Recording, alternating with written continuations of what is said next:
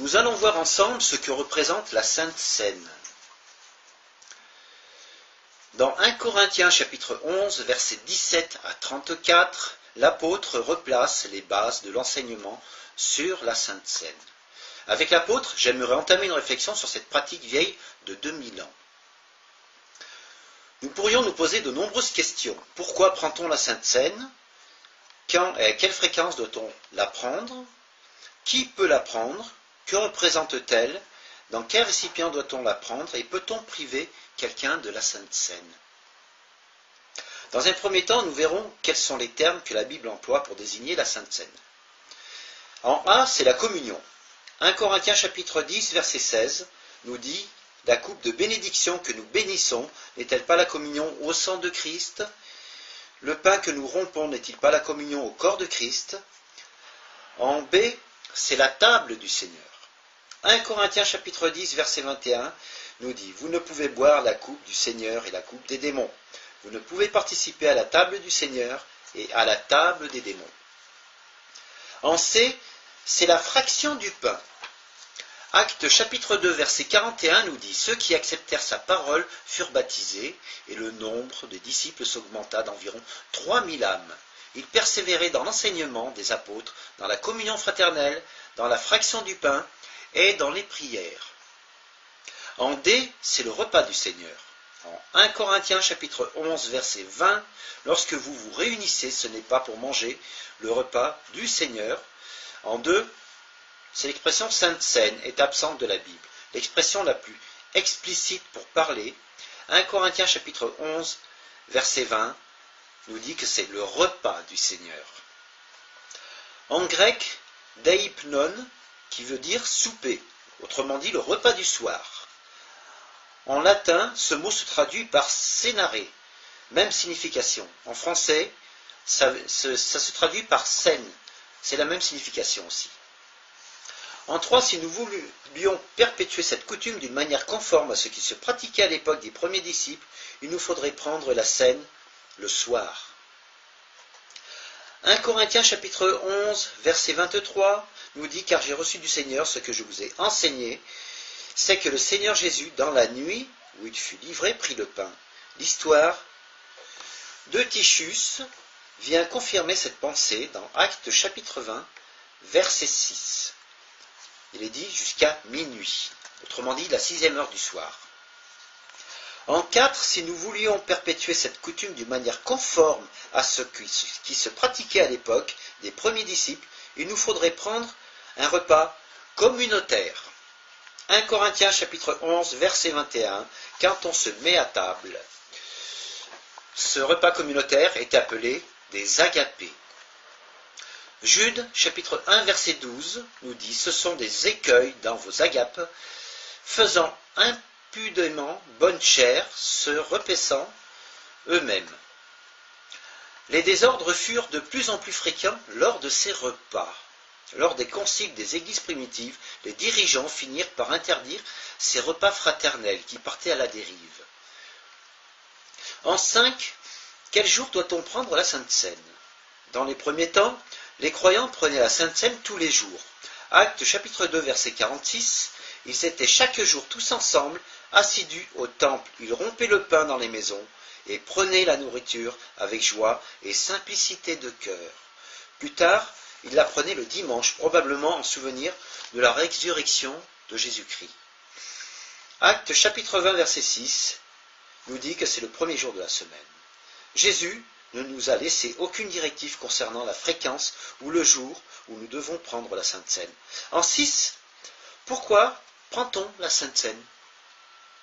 1 Corinthiens chapitre 11, verset 23 nous dit « Car j'ai reçu du Seigneur ce que je vous ai enseigné, parce que Jésus nous a ordonné de le faire. » Cette pratique n'était ni une institution humaine, ni le fruit de la tradition.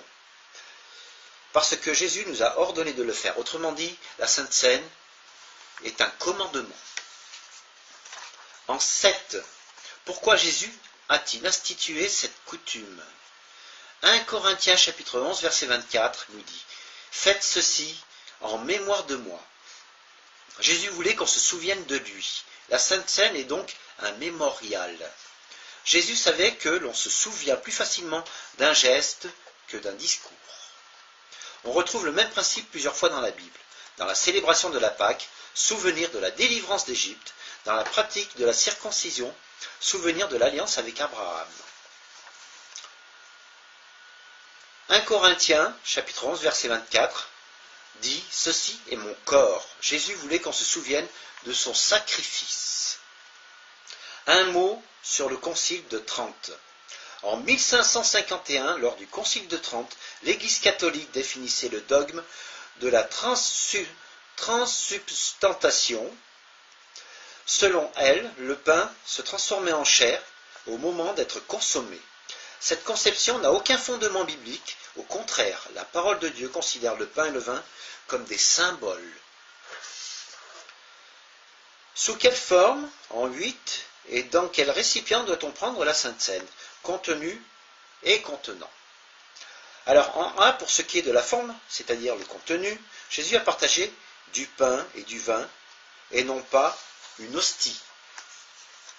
En B, pour ce qui est du récipient, c'est-à-dire le contenant, Marc, chapitre 14, 23, nous dit « Il prit ensuite une coupe, et après avoir rendu grâce, il leur donna, et ils en burent tous. » Actes, chapitre 2, verset 41, nous dit « Le nombre des disciples augmenta d'environ 3000 âmes. » Lorsqu'ils étaient 12, les disciples buvaient tous dans la même coupe. Mais quand ils furent 3000, cela n'était plus possible. Au fond, peu importe le jour, l'heure, la manière ou le nombre de récipients. L'importance de la Sainte Seine réside dans le message qu'elle véhicule que dans ses aspects pratiques. En 9, quel est le message véhiculé par la Sainte Seine? La communion avec Dieu et les frères. 1 Corinthiens chapitre 10 verset 16 nous dit que la coupe de bénédiction que nous bénissons n'est-elle pas la communion au sang de Christ? Le pain que nous rompons n'est-il pas la communion au corps de Christ? En B, la mort de la résurrection de Jésus-Christ. En 1 Corinthiens chapitre 11 verset 26, toutes les fois que vous mangez ce pain, vous annoncez la mort du Seigneur. Et en 1 Corinthiens chapitre 15 verset 24, la mort a été engloutie dans la victoire. En C, le libre accès au sanctuaire.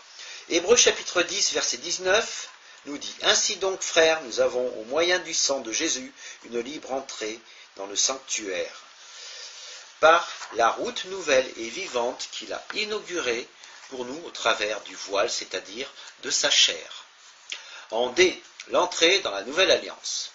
Luc chapitre 22 verset 20. Il prit de même la coupe après le souper et la leur donna en disant « Cette coupe est la nouvelle alliance en mon sang. »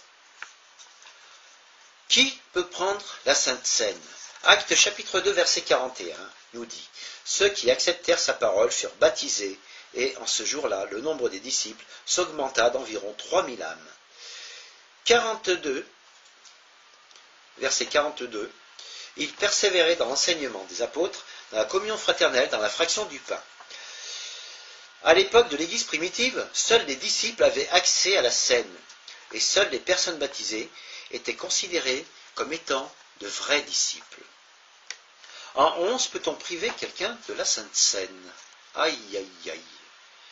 1 Corinthiens chapitre 5, verset 11 nous dit « Maintenant, ce que je vous ai écrit, c'est de ne pas avoir de relation avec quelqu'un qui, se nommant un frère, est impudique ou cupide, ou idolâtre, ou outrageux, ou ivrogne, ou ravisseur, de ne pas même manger avec un tel homme ou une telle femme. » Paul demanda aux chrétiens de Corinthe de ne pas prendre la Sainte Seine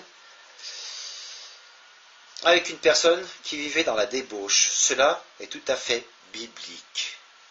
Pour conclure, la prise de la Sainte Seine devrait être pour chaque chrétien l'occasion profonde d'une profonde remise en question, d'un examen de conscience sincère et sans complaisance. C'est ce que la Bible appelle s'éprouver soi-même. 1 Corinthiens, chapitre 11, verset 28.